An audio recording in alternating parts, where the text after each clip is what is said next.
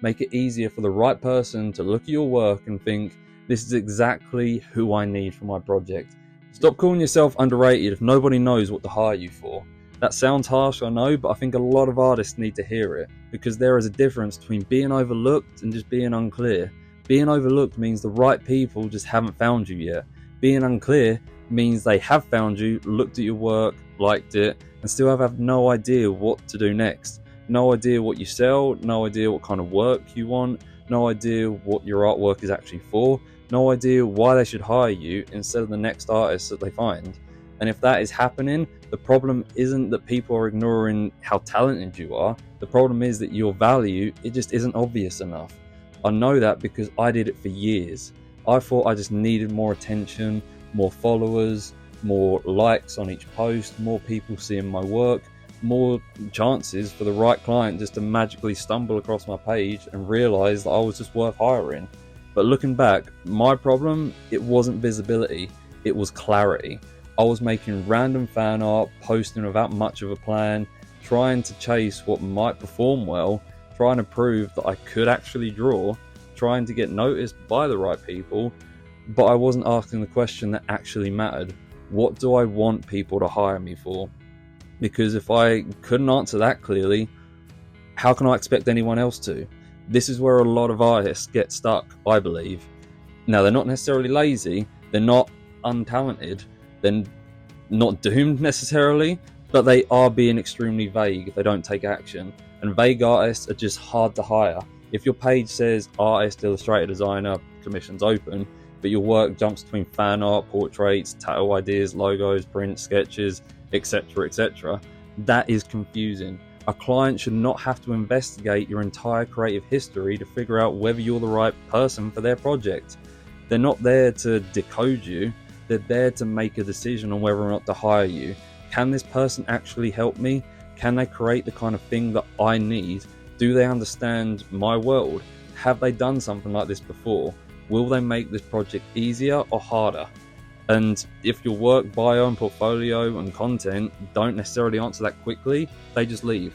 Not because your art is terrible, not because they hate you, it's not personal, because you made it too hard for them.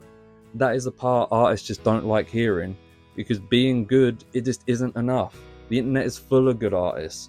There are talented artists everywhere. Beautiful renderings, strong colours, nice sketchbook work, cool fan art even, interesting personal work. But skill alone doesn't explain what you offer.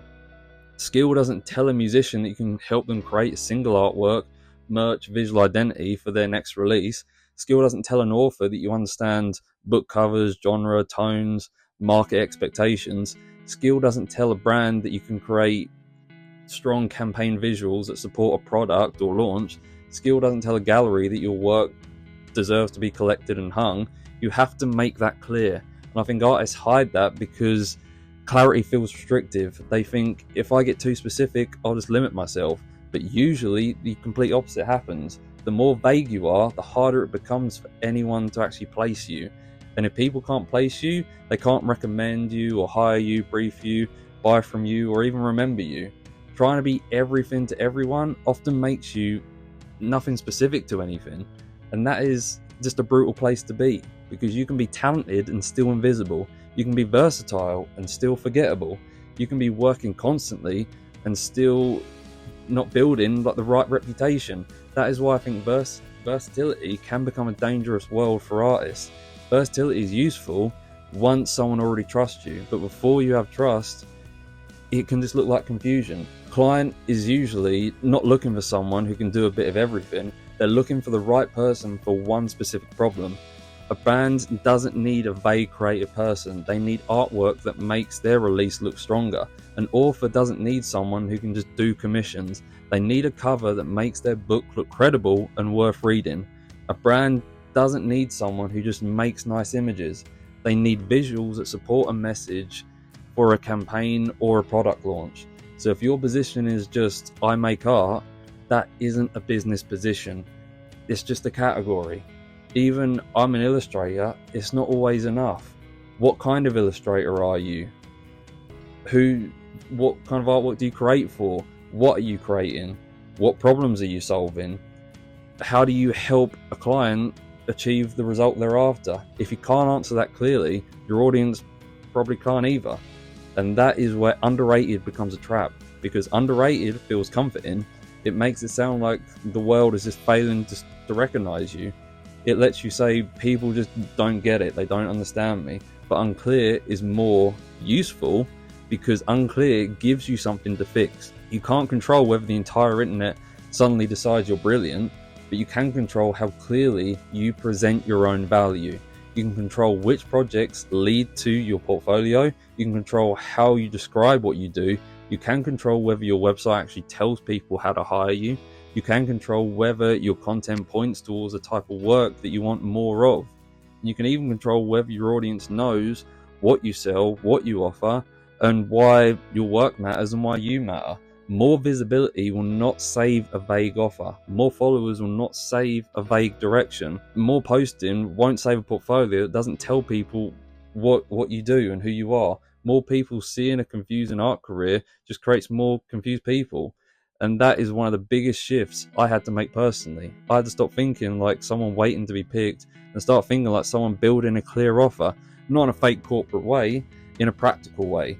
If I want to work with musicians, I need to show work that makes musicians think this person understands how to make a release feel visually stronger.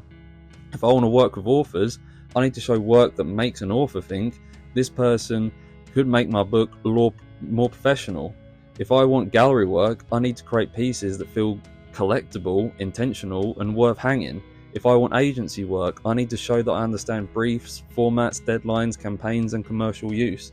That's clarity. It's not selling out. It's not making your art boring. It is making your value easier to understand to clients. And if you want better clients, this matters even more. Because earlier in my career, I acted too much like a freelancer who just delivered artwork. The client asks, I draw, client gives feedback, I revise, I send the files, job done. Then I wait for the next job. That keeps you replaceable, because if your only value is making an image, then you're competing with everyone else who can just make a good image. And there will always be someone cheaper, someone who's faster, someone who's willing to say yes to everything, someone who's willing to be treated just like a pair of hands. But if your value is helping the client make better creative decisions, the relationship completely changes. You're not just there to execute, you're there to think, to guide, to understand the purpose of the brief of the project, to improve the idea, to make the project stronger. That is the difference between being an order taker and being a creative partner to the client. An order taker just waits to be told what to draw next. A creative partner asks what the artwork needs to do. An order taker says yes to every request. A creative partner helps decide what actually serves the project. An order taker competes on price. A creative partner competes on the value.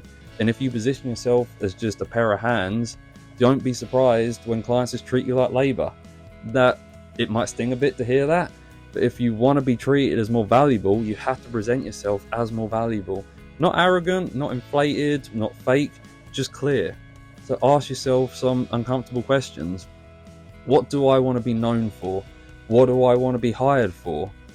Who actually pays for the kind of work that I do, or what I want to do? Does my portfolio prove I can do it? Does my bio make it obvious? Does my content reinforce it? Does my website make the next step clearer? Am I attracting the right people, or just collecting random attention online? And the hardest one, am I actually unclear but calling myself underrated because it feels better? I'm not saying this to insult artists out there. I'm saying it because I've done it. It's easier to blame the algorithm. It's easier to blame clients. It's easier to blame the industry itself. And sometimes those things are difficult. It's difficult to navigate. The algorithm is completely unreliable. Clients can be frustrating. The industry, it can be unfair. But if your own positioning is vague, that is your responsibility. And fixing that will do more for your career than complaining that people just don't get it.